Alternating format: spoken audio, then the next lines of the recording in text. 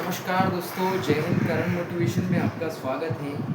आज मैं आपके साथ कुछ बातें शेयर करने वाला हूँ। बहुत काम को टालना, कन्फ्यूज़न क्रिएट करना और ये आदत, आखिर ये चीज़ें कैसे क्रिएट होती है एक इंसान के साथ, और जब तक वो जीता है तब तक उसके साथ रहती है। तो हम कुछ चीज़ें हैं, पॉइंट है जो मैं आपके साथ शेयर करने वाला हूँ। तो आपको इस वीडियो आपको कुछ चीज़ें समझ में आ जाएगी। आदत क्या होती है? एक से हजार कई सौ बार किया हुआ कार्य एक आदत का रूप ले लेता है ना दोस्तों। एक से अधिक कई सौ बार, हजार बार किया हुआ कार्य आदत का रूप ले लेता है, और वही हमारा जीवन में अच्छी आदतें इंसान का जीवन होती है, तो आदत ऐसे बन जाती है। तो टालने का कार्य, यह लगातार एक से कई सौ बार हम काम टालते हैं तो एक आदत का रूप ले लेती है।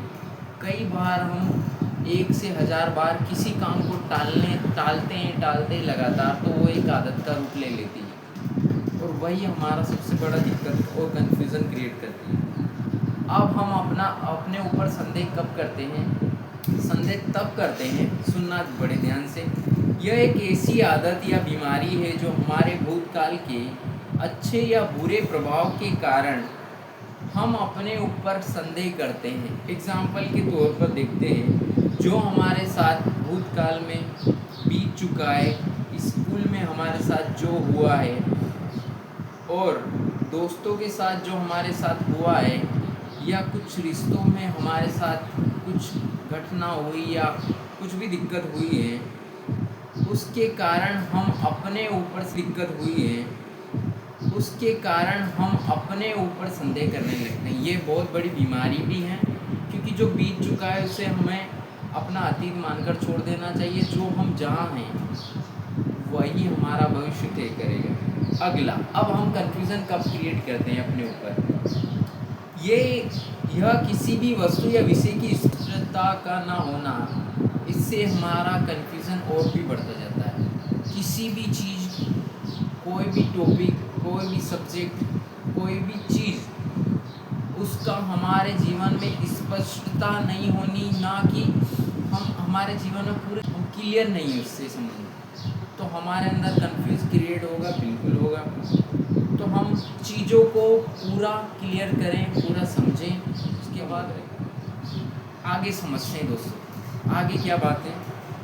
अब ज़रूरी क्या है समझना, बहुत ज़रूरी क्या है हमारे लिए। एग्ज़ाम्पल मैं आपके सामने बता रहा हूँ।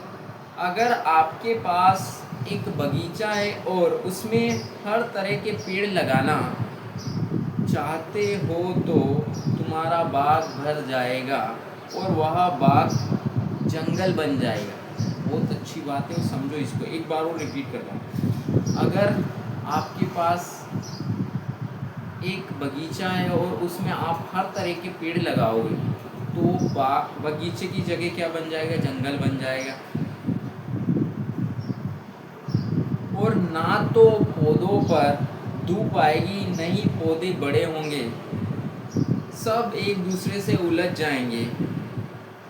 तुम सोच समझ कर अच्छे पौधे लगा। मतलब कहने का तात्पर्य ये है कि जब हम अपने जीवन में अनेक तरह की समस्या पैदा कर लेंगे, अनेक समस्याएं से घिरे रहेंगे, तो हमारे मन मस्तिष्क, हमारी चेतना के अंदर जो बगीचा है उसमें उलझन पैदा हो जाएगी, और अनेक तरह के पेड़ पौधा।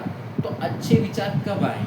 अच्छे विचार तब आएंगे जब हम हमारे बगीचे में कुछ अच्छे पौधे, मतलब कहने का कुछ अच्छे विचार, कुछ अच्छी बुक्स, कुछ अच्छे फॉलोअर, कुछ भी अच्छा, तभी हमारा जीवन का जो बगीचा है वो खिलेगा। समझ में आया दोस्तों आपको?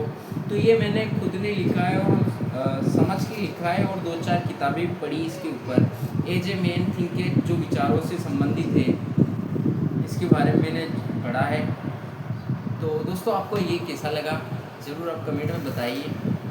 कोई भी परिपूर्ण नहीं होता है, तो सीखते रहिए, सिखाते रहिए अपने दोस्त को। जय हिंद, वंदे मातरम।